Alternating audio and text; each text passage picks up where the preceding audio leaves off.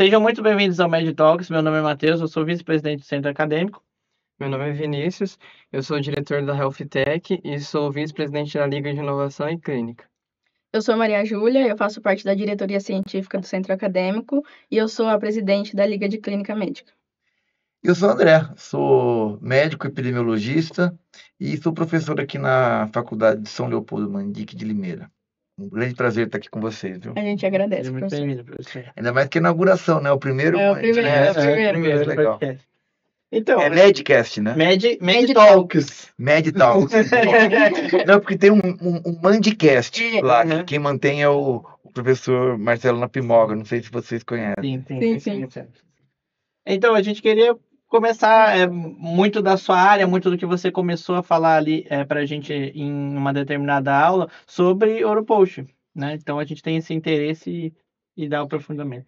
Olha, esse tema é bastante oportuno, tá? É um vírus, né? O Oropost é um vírus. Ele foi isolado pela primeira vez, né, numa ilha, Trinidad e Tobago, né? Que são duas ilhas, na verdade, que ficam no Caribe, muito próximo do continente sul-americano.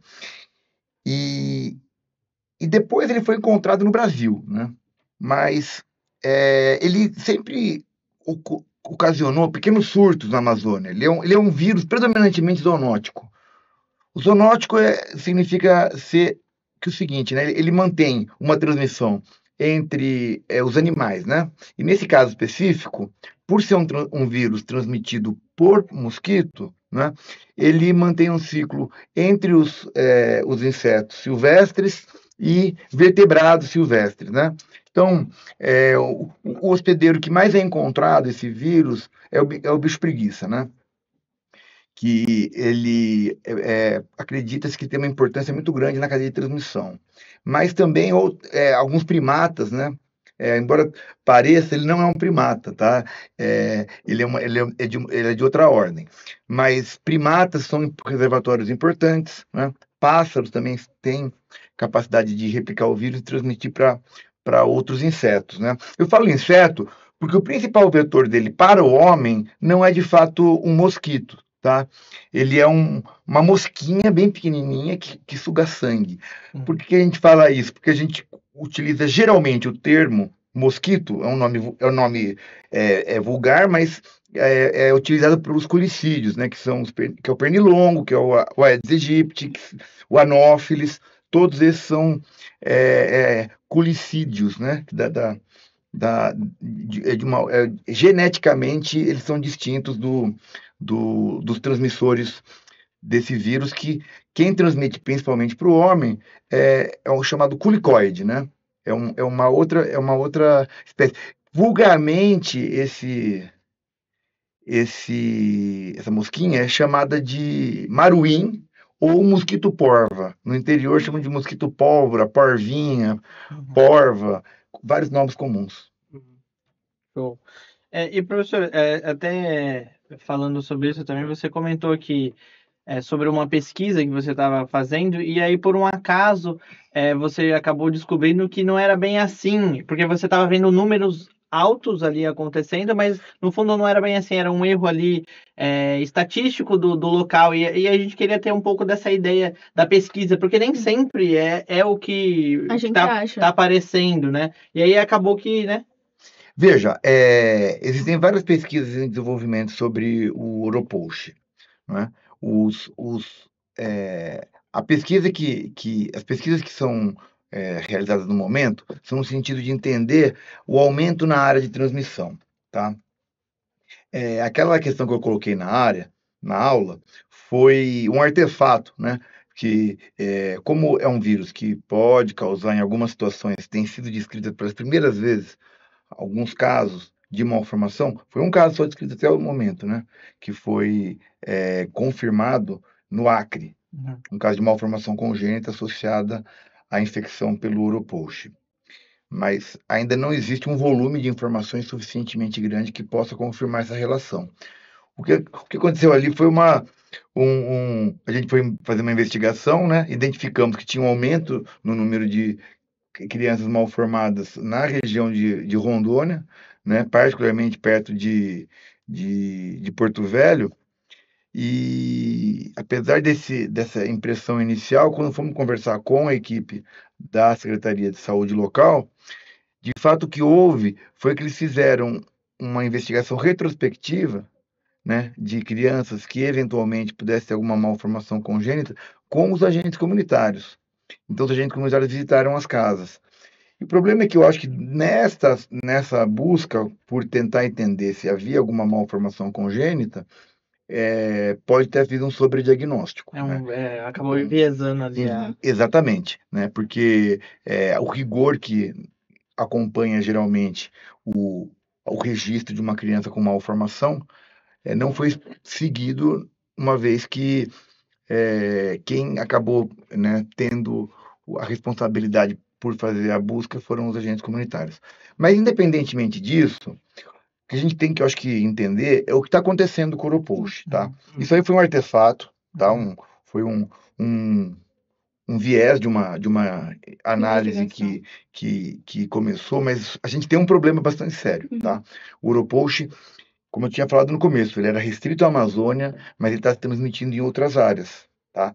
Eu acho que a gente deveria, eu acho que é uma preocupação bastante grande nesse sentido, porque isso não é viés, isso é uma questão que está colocada, né? Então, a gente está tendo transmissão do Oropost, por exemplo, estado de São Paulo, Minas Gerais, Rio de Janeiro, Espírito Santo, Paraná, Santa Catarina. O único estado que a gente ainda não confirmou nesta onda, são poucos que não confirmaram ainda. No Distrito Federal, Rio Grande do Sul. O restante, se não me falha a memória agora, todos os outros já têm transmissão confirmada desse vírus. Aproveitando que o doutor falou, o senhor acha que pode ter uma correlação com as questões ambientais atuais? Porque, por exemplo, esse é um vírus muito mais presente no ambiente rural. Você acredita que pode ter alguma correlação com a questão do, por exemplo, Do aquecimento ambiente em si, global, né? ambiente, fatores ecológicos com o que está acontecendo atualmente? Veja bem, ótima pergunta. Eu acho que é uma questão que tem sido muito discutida, né? A, o desmatamento, né, e o aumento do contato do homem em áreas onde originalmente eram silvestres, né, e a modificação, né, do uso da terra, ou seja, uma área que era de floresta é derrubada para criação de gado ou para soja, leva a alguns fenômenos que têm que ser compreendidos. Primeiro, o homem entra em contato com um repertório de vírus que circulavam ali, e isso é um risco à saúde humana. E a outra questão, você acaba também estabelecendo novas áreas, né, de limite da floresta, né? E isso também é uma grande questão. Uma outra preocupação bastante importante que você colocou é a mudança climática, né? Então, com a mudança climática, a gente o que acaba acontecendo é a ocorrência de espécies de insetos que potencialmente podem ser vetoras, né? Que a gente chama de vetores, né, de doenças, aqueles que transmitem, ocorrer em novas regiões, né? Então, a gente passa a ter uma área de ocorrência de alguns, por exemplo, o Aedes aegypti não ocorria no Rio Grande do Sul até um tempo atrás. Também nem em Santa Catarina. O clima segurava bastante a transmissão. Hoje, são estados que têm problemas bastante sérios com a transmissão de outras arboviroses, né? De dengue, chikungunya. Quanto a esse vírus, o Oropost, por ser transmitido por um culicoide, né? Que não é um culicídio, não é o mosquito da dengue, né? Que é o Aedes aegypti, também pode estar acontecendo o mesmo.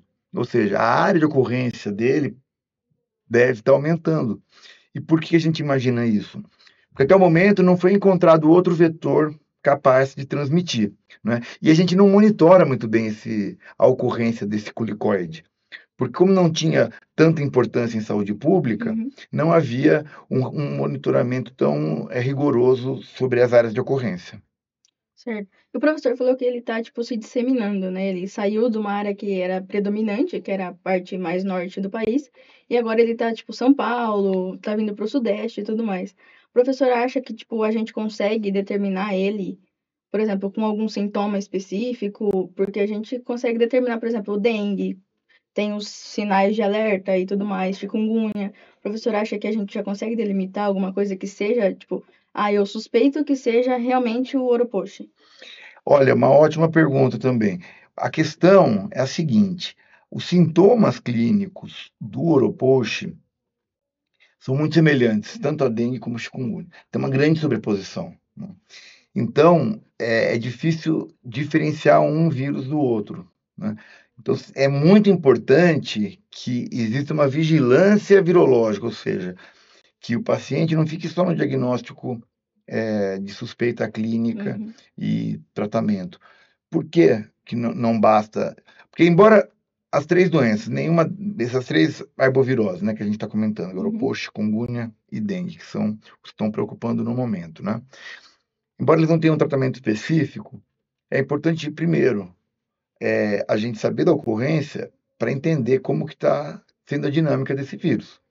Segundo, o, o dengue, embora a gente não tenha tratamento específico, tem um tratamento que a gente diminui a mortalidade, que é hidratar o paciente com bastante ênfase e manter ele em monitoramento.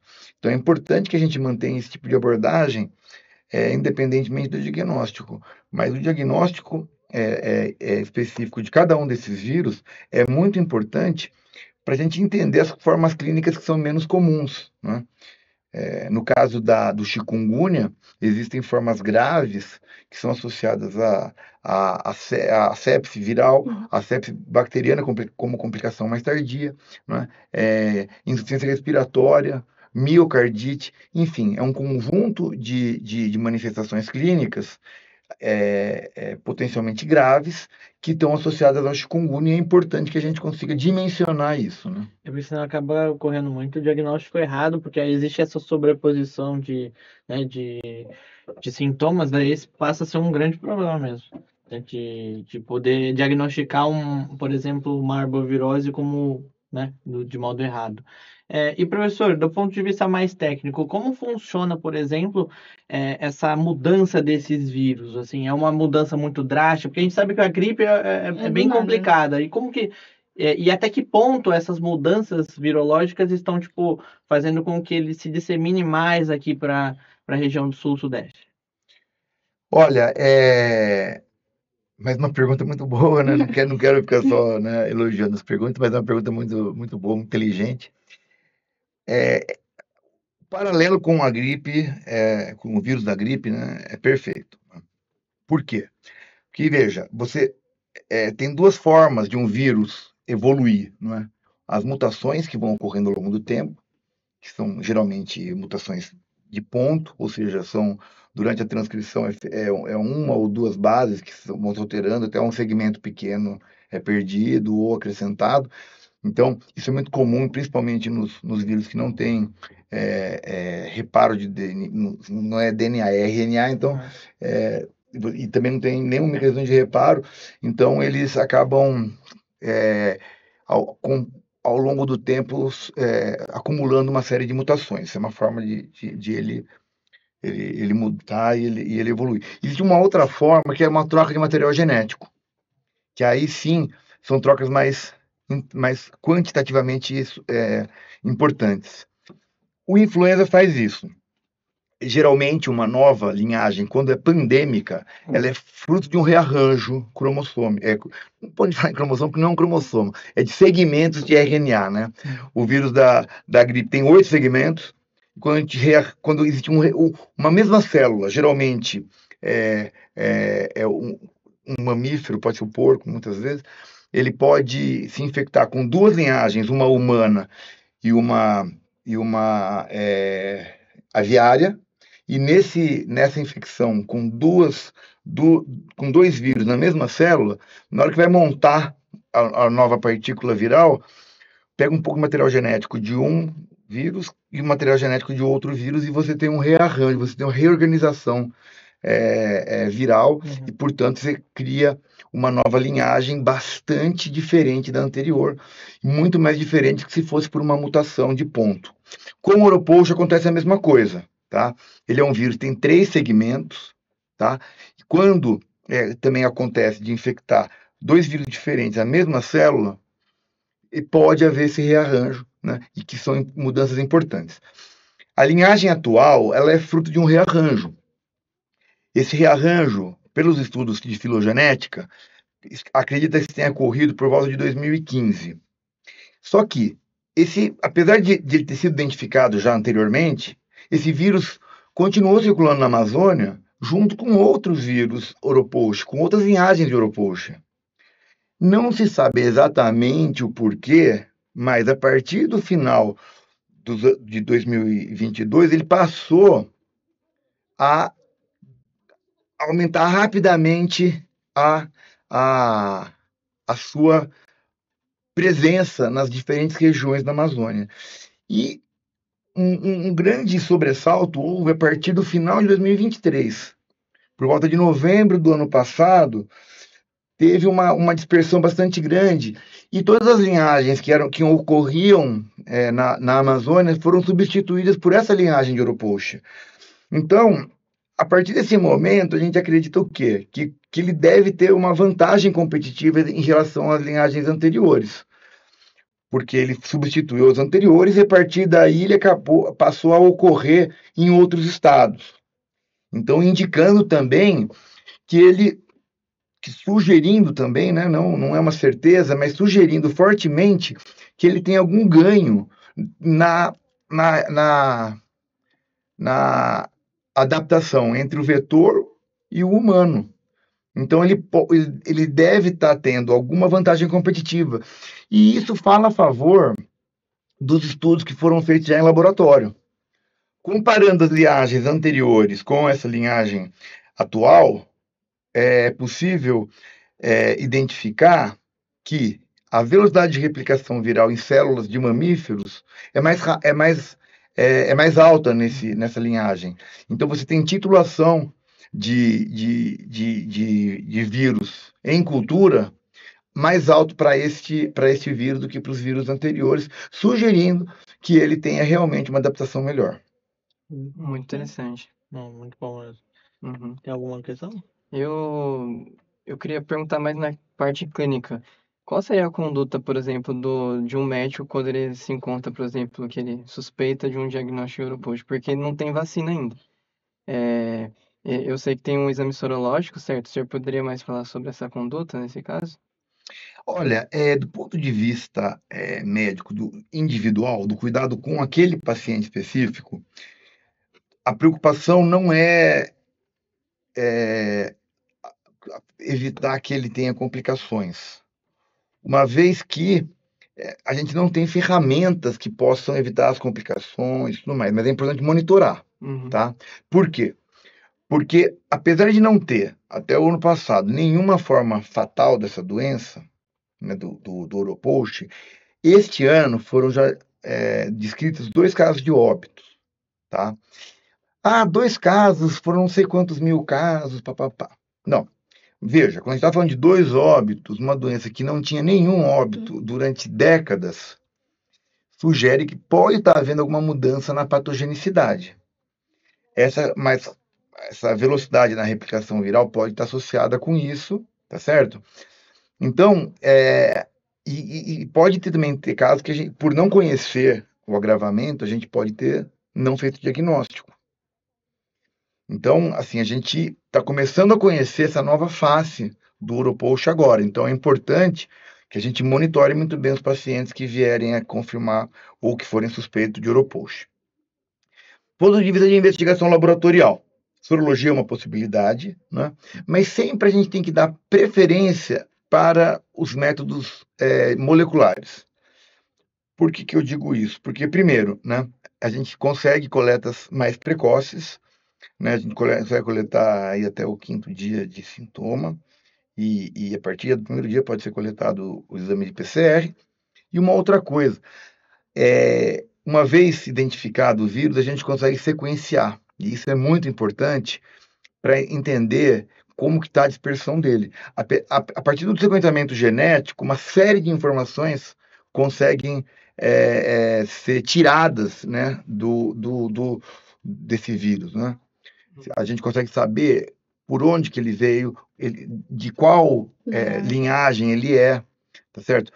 Tudo está indicando que todas as linhagens que estão fora da Amazônia agora são dessa mesma linhagem recombinante. Então, é muito importante manter essa vigilância.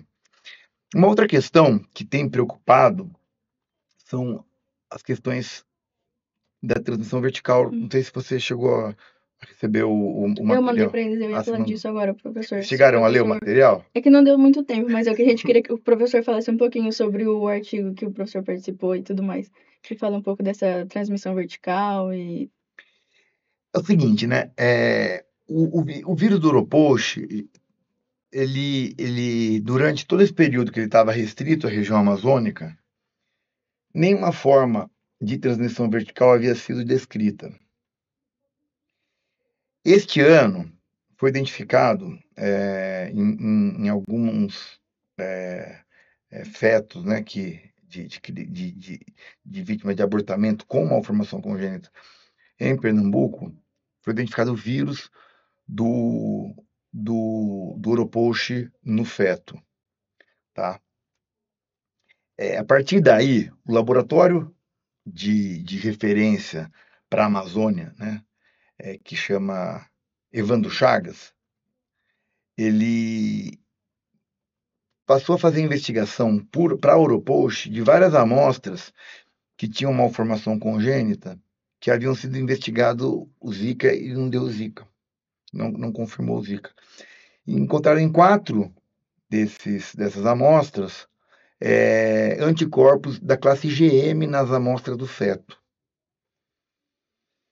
Ter IgM na amostra do feto significa ou é resultado de uma infecção aguda, e mais do que isso, né? É uma infecção no feto, porque o IgM ele é um pentâmero que ele não atravessa a barreira placentária.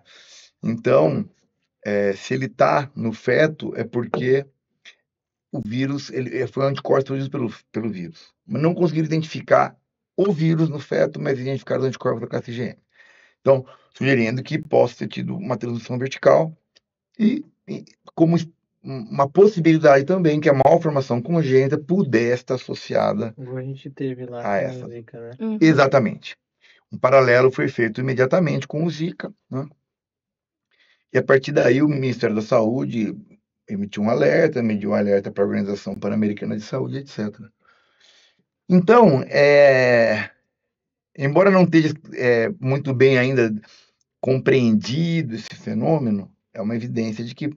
Aí depois teve um caso no Acre, uma criança que teve uma malformação congênita, identificaram vírus na criança, uma microcefalia com outras alterações morfológicas fetais, e identificaram aí sim o vírus no feto, né?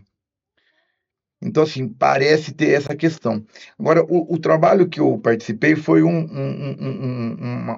bebê não, um feto, né, porque não chegou a nascer. Foi um óbito fetal, né, de uma gestante que vivia no Ceará, área que não era de ocorrência de Oropoche. A partir de um surto numa localidade, identificaram a possibilidade dessa mãe, uma vez estava com febre, sintomas de ser Oropoche, fizeram o exame e confirmou Oropoche na mãe. Durante a evolução, os exames de ultrassom, vitalidade fetal, exames hemograma, tudo que foi feito na mãe estava estável, não tinha nenhuma complicação evidente. Mas durante a evolução, na semana seguinte, a mãe passou a sentir que estava com diminuição nos movimentos fetais, procurou o serviço de saúde novamente, identificou-se um óbito fetal.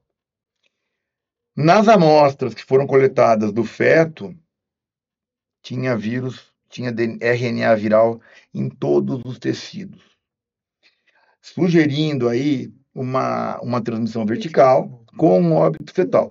A associação entre o óbito fetal e a transmissão vertical é difícil ser estabelecida neste momento, porque, na verdade, o material que foi coletado do feto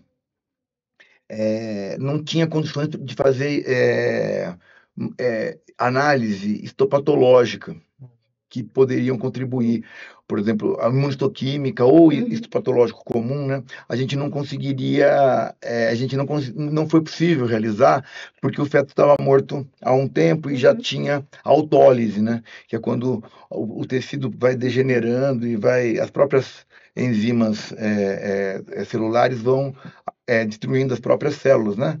E então os tecidos passam a não ser muito adequados para fazer exame histopatológico. Mas a presença do vírus em vários tecidos sugerem fortemente que teve uma infecção sistêmica, né? Uhum. E isso pode ser, sim, a causa desse óbito fetal.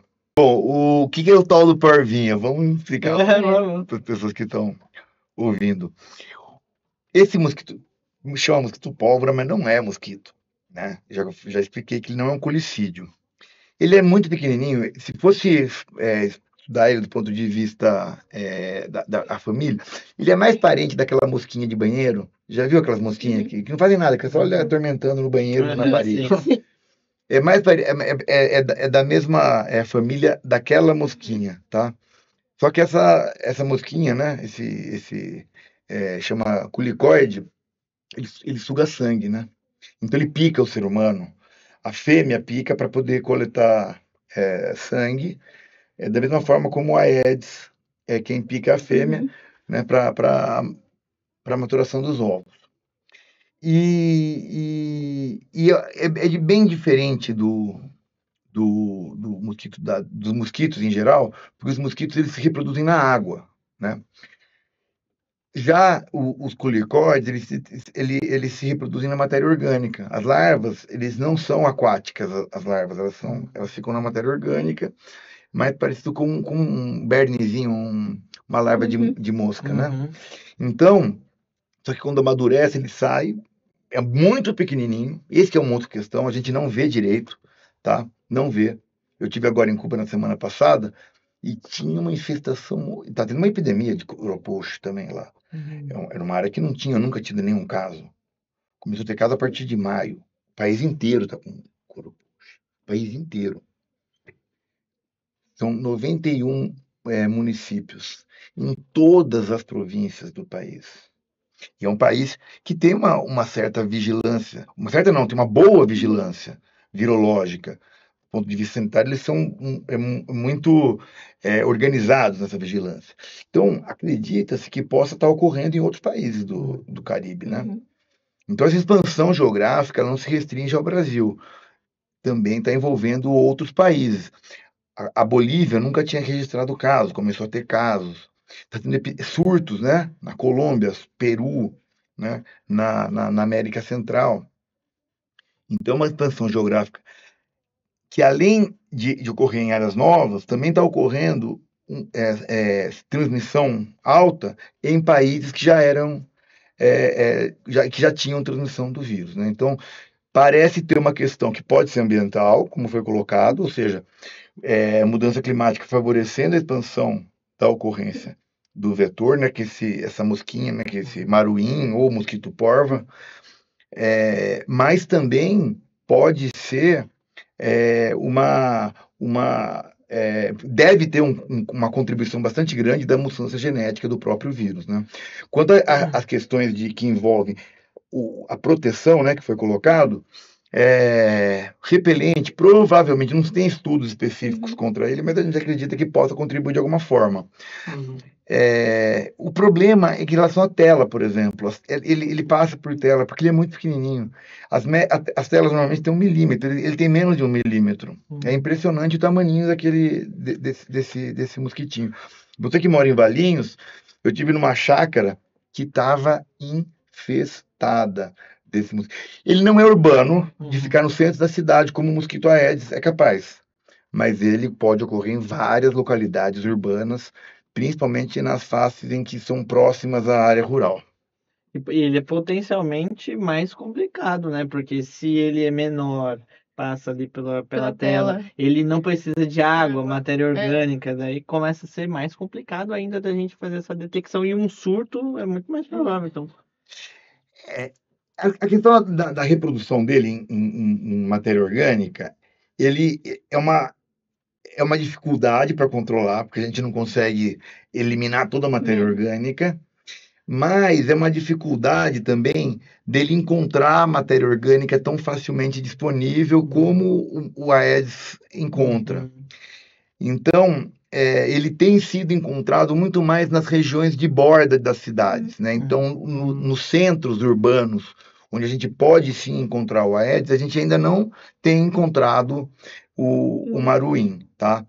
Acredita-se que ele seja realmente o principal vetor, embora tenha já sido identificado a possibilidade do Culex, né, que é o pernilongo comum, seu transmissor, o padrão de distribuição parece não estar sendo um padrão de distribuição que envolva o Culex, porque o Culex tem voos mais amplos e ele tem ocorrido bastante concentrado em alguns lugares, tá? Então continua essa preocupação que, embora a gente não saiba controlar esse vetor, ele não encontra essa liberdade para se reproduzir em qualquer lugar com facilidade. Legal. Professor, muito obrigado. Seja muito bem-vindo. Espero que você venha novamente para falar sobre outros assuntos que não o Oropost. E espero que, né, tenham novas notícias boas em relação ao Oropost, né? E é isso. Sejam muito bem-vindos ao podcast. Em breve teremos novas novidades, novos convidados. E até mais. Obrigada, gente. Obrigada, professor. Obrigado pelo convite, foi um prazer estar com vocês aqui. Parabéns pela iniciativa. Eu acho que é assim mesmo, começa. Isso aí sempre tem um pouco de às vezes, né? Agora o celular para filmar, mas, A gente vai se ajeitando. mas é assim que começa, tem que dar o pontapé inicial, senão não sai do lugar. É isso aí. Parabéns, viu? Obrigada. Parabéns para vocês. Gente, Obrigado, agradece. professor.